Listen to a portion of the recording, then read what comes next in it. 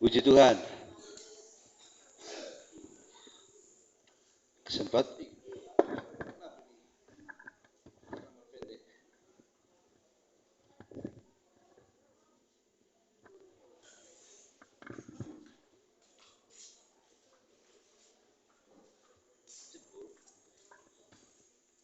Ya, puji Tuhan.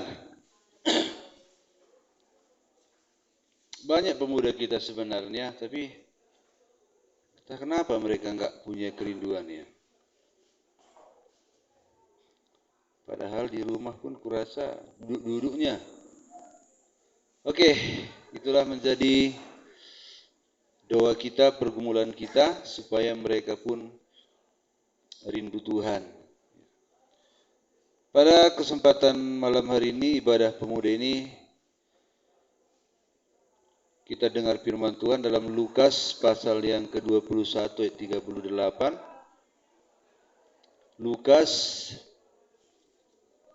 21 ayat yang ke-38.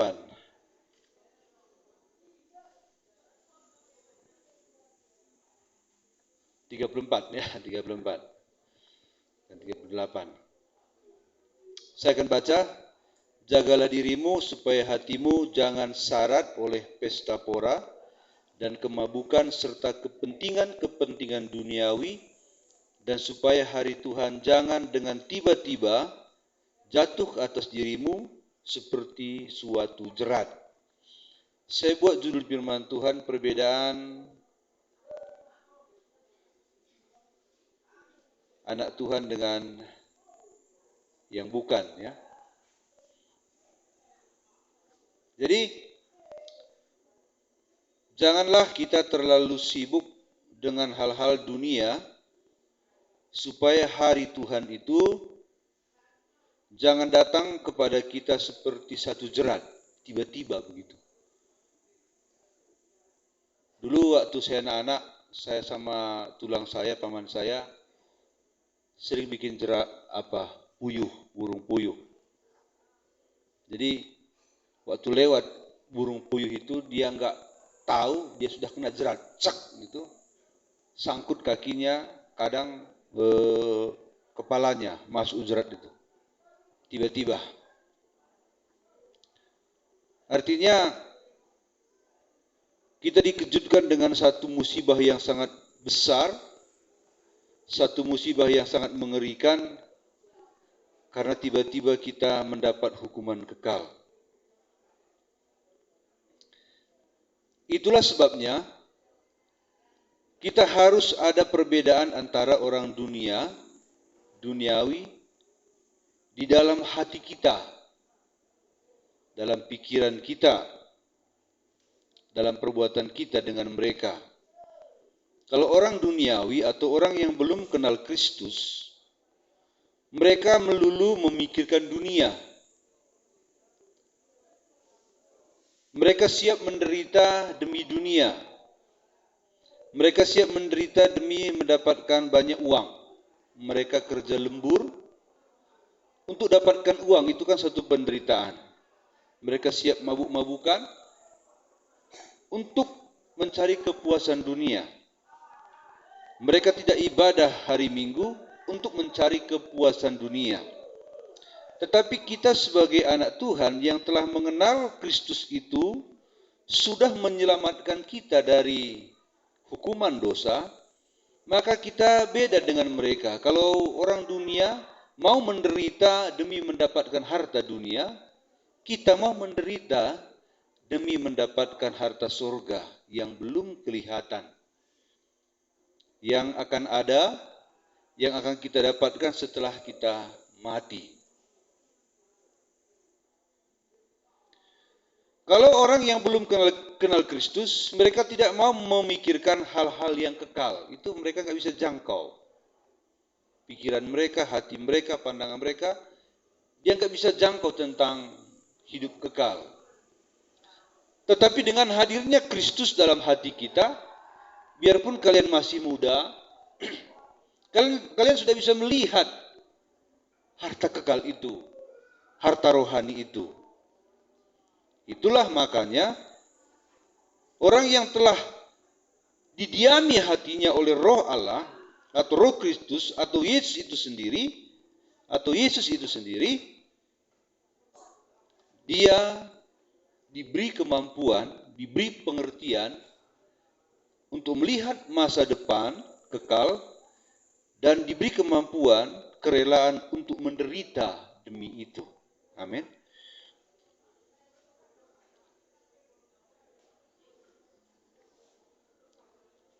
Kalau kita sebagai anak Tuhan memikirkan hal yang rohani atau memikirkan hal yang kekal dan memperjuangkannya, maka kita harus keluar dari kehidupan dosa.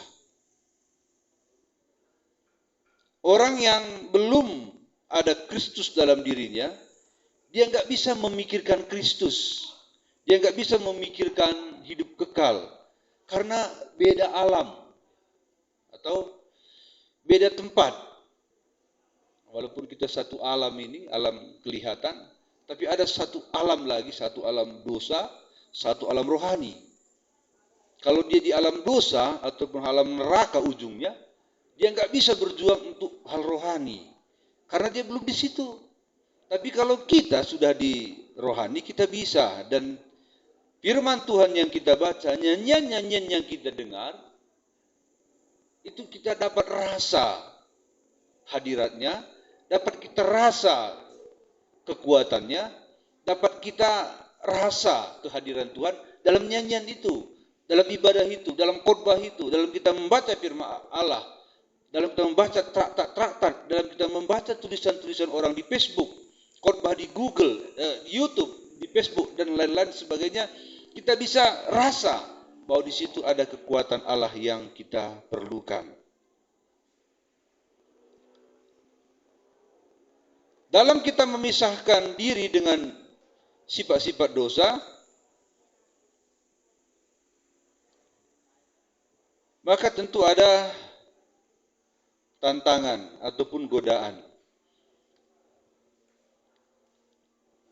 Ada rangsangan untuk ingin melakukan dosa kembali. Tetapi dengan hadirnya Roh Allah di hati kita, maka Roh Allah itu membuat kita mampu untuk berkata tidak kepada Dia walaupun kita masih suka. Kita ini masih suka dosa, tetapi kita sudah putuskan hubungan dengan itu. Kita ini masih suka dengan hobi kita yang dulu. Tapi kita sudah berkata tidak. Karena dosa itu memang menarik dan sedap untuk dilakukan, tapi kita sudah putuskan, aku tidak lagi mau. Aku bukan seperti yang dulu lagi. Aku sudah berubah. Sekarang Kristus di dalamku, dulu dosa. Bapak dosa adalah iblis. Sekarang kebenaran. Induknya kebenaran ialah Yesus. Firman Tuhan berkata, Roh yang ada padamu lebih besar daripada kekuatan-kekuatan dunia ini. Kekuatan-kekuatan dosa, kekuatan-kekuatan iblis, selera-selera dunia, jauh lebih besar roh yang ada dalam kita. Kalau kita berpaut dekat erat dengan Dia, maka kekuatannya itu, powernya itu akan transfer kepada kita, sehingga kita bisa berkata tidak kepada dosa. Amin. Kita mampu. Tapi kalaupun kita sudah ada di dunia rohani, tapi kalau kita tidak mempererat diri kita dengan Kristus, Sang Raja Rohani, maka kita bisa terlena, kita bisa tertarik kepada dosa kita di masa lalu. Dan dosa masa sekarang pun datang mengintip. Masih ingat kan? Adam dan Hawa itu di dunia mana dulu di Taman Eden? Di dunia mana? Enggak tahu. Di dunia rohani kan? Di dunia kekal. Tapi bagaimana persekutuannya dengan Tuhan? Enggak erat. Itulah makanya iblis bisa masuk. Jangan sok-sok rohani. Saya ini sudah anak Tuhan. Saya ini rajin ibadah. Persekutuan dengan Tuhan itu, dia enggak takut kita rajin ibadah. Yang dia takut itu adalah kalau kita erat dengan Tuhan. Amin. Itu. Orang yang erat dengan Tuhan, tak sanggup disentuh oleh dunia, tak sanggup disentuh oleh setan, tak sanggup disentuh oleh dosa. Kenapa? Karena dia terang, kegelapan tidak sanggup untuk menguasainya. Karena di mana ada terang, terang itu mengalahkan kegelapan. Tadi mati lampu, gelap kan? Cuma ini yang hidup. Tiba-tiba hidup kembali, gelap itu lari. Iya. Ini malam, gelapnya minta ampun. Kalau nggak ada benda-benda penerang seperti lampu ini, gelap. Tapi pas jam 6 pagi, kegelapan itu lari. Karena sinar matahari telah menembus bumi. Dengan jutaan miliar kilometer, dia datang sampai ke sini. Ya, datang. Padahal matahari di sana. Seperti itulah kira-kira kekuatan terang rohani itu sanggup menerangi seseorang dimanapun dia berada, walaupun jutaan kilometer jauhnya dengan surga. Amin. Nah, jadi manusia duniawi tidak menerima apa yang dari roh Allah. 1 Korintus pasal 2 ayat 14. 1 Korintus pasal 2 ayat 14. Tetapi manusia duniawi tidak menerima yang berasal dari roh Allah. Karena hal itu baginya adalah suatu kebodohan.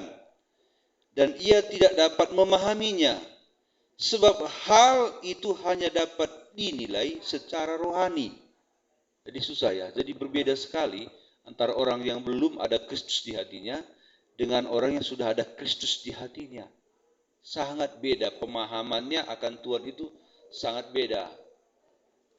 Orang yang belum ada Yesus dalam hatinya, dia mengenal Tuhan itu hanya Tuhan sebatas nama.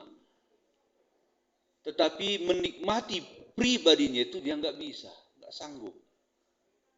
Tapi kita bisa menikmati kan? Saat nyanyian, kita rasakan hadiratnya, kita menangis. Kalau orang yang belum ada Kristus dalam dirinya, dia lihat kita nangis, apa katanya? Goblok. Apanya yang mati? Anak kucingnya gitu. Anak anjingnya. Nangis orang itu.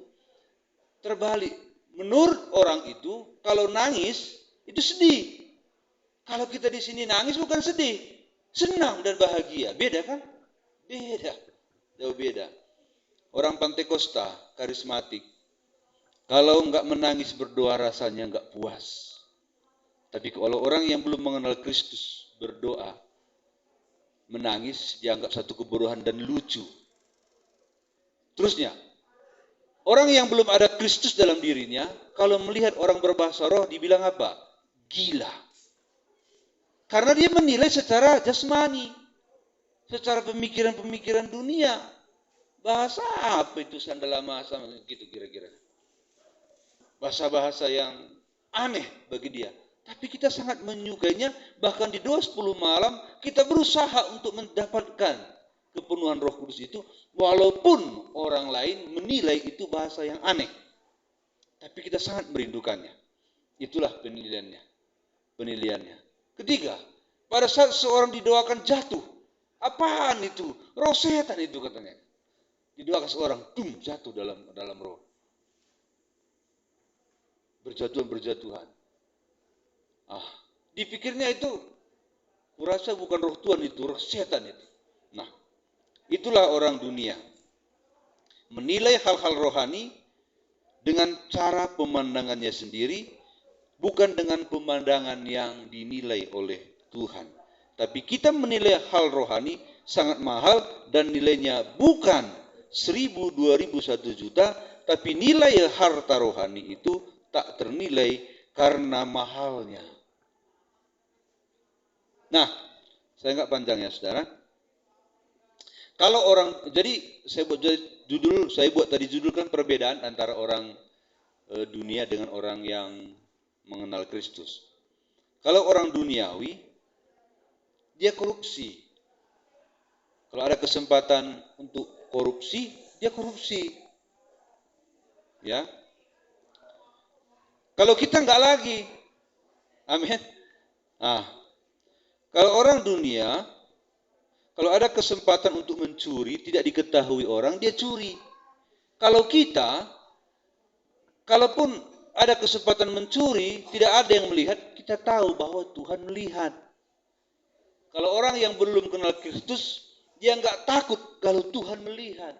Dia takut kalau orang lain melihat dan bisa ditangkap polisi. Kita kalau orang rohani, biar polisi jamin enggak tangkap, biar orang jamin enggak lihat, tapi kita tidak mau mencuri karena kita tahu ada seseorang yang melihat kita, namanya Yesus, maka kita tidak mau mencuri. Ada di sini masih mau mencuri? Berubah ya. Ada orang yang curang hidupnya. Enggak benar. Satu pertandingan dia curang. Lalu dia menang juara 1, seharusnya dia juara 2. Tapi karena dia curang, dia juara 1. Dan kecurangannya itu enggak bisa dilihat wasit ataupun juri, tidak bisa dilihat oleh lawan mainnya. Akhirnya dia mengangkat trofi kemenangan juara 1. Tapi orang rohani, walaupun itu sangat rahasia dan tidak mungkin dijamin tidak diketahui manusia, tapi dia tahu bahwa Bapa di surga terjamin melihatnya, maka dia tidak mau terima yang bukan bagiannya. Amin. Ada yang munafik. Pura-pura kudus. Dia pura-pura kudus, pura-pura suci. Padahal enggak. Tapi kalau orang yang sudah ada Kristus, orang yang sudah ada Kristus dalam dirinya, dia enggak munafik. Orang munafik itu biasanya begini. Kalau dilihat orang, dia mau bekerja keras. Kalau hanya 2 orang yang melihat, dia enggak mau kerja keras. Kalau tidak ada yang melihat, dia enggak mau kerja. Tapi kalau orang rohani, biar tidak dilihat orang, dia bekerja karena dia tahu bahwa Tuhan melihat dia sedang bekerja, dan dia tahu bahwa yang memberi dia upah adalah Tuhan, bukan orang lain. Itu kalau orang rohani, anak Tuhan ya. Itu saja ya. Misalnya ada egois, ada judi, mabuk, porno dan lain sebagainya itu. Itu masih dilakukan oleh orang dunia. Tapi kita enggak lagi, amin. Enggak lagi, kita sudah putus dengan itu, ya. Dan kalau umpamanya kita melakukannya tidak sengaja atau sengaja, kita menyesal sekali. Kalau orang dunia enggak. Kalau orang dunia, bagaimana supaya dia sukses? Halal dan haram bagi dia sama saja. Tapi kita sudah bedakan, sudah kita pisahkan antara halal dan haram. Tahu halal dan haram? Dosa dan tidak dosa. Kalau orang dunia, dosa atau tidak dosa, enggak masalah bagi dia lakukan itu, asal dia itu untung. Kita tidak mau untung kalau dosa. Amin. Amin. Ngertinya? Jangan nanti hanya mendengar, masuk sini, keluar sini. Masuk sini, keluar sini. Jangan gitu ya. Masuk sini, simpan dalam hati. Ini memori hati ini lebih besar dari memori apapun. Besar ini. Besar. Bahkan 1000 setan pun muat di dalam. Pernah? Siapa kau katanya? Legion. Legion artinya 1 batalion. 1 batalion adalah 1000 personil. Jadi ada 1000 setan dalamnya, muat dia. Memorinya banyak dalam. Jadi firman Tuhan itu, Yesus saja muat dalam. Besar enggak? Besar kan? Yesus saja. Yang menciptakan alam semesta, dia muat dalam. Muat. Ya. Ya. Jadi jangan nanti kita anak Tuhan tapi namanya saja anak Tuhan, pribadinya, perbuatannya tidak. Judas Iskariot, kawannya berkumpul siapa? Ketua tim PI-nya siapa? Tahu tim PI? PI adalah penginjilan. Ketua tim PI-nya siapa? Judas Iskariot. Siapa Ju? Kor, Jaya, Nugrah. Ya Yesus. Yesus ketua tim PI-nya.